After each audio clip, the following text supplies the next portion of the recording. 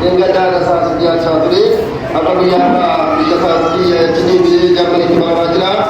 Orang mata kaca segera dapat kalau dari sekian jila. Apa tu? Syekh Ahmad Seyruti doakan kerana ada pun kerana tapi baik doakan kata anu muda kami yang kami ada. Artinya sehingga kalau apa pun beri makam dan ruang itu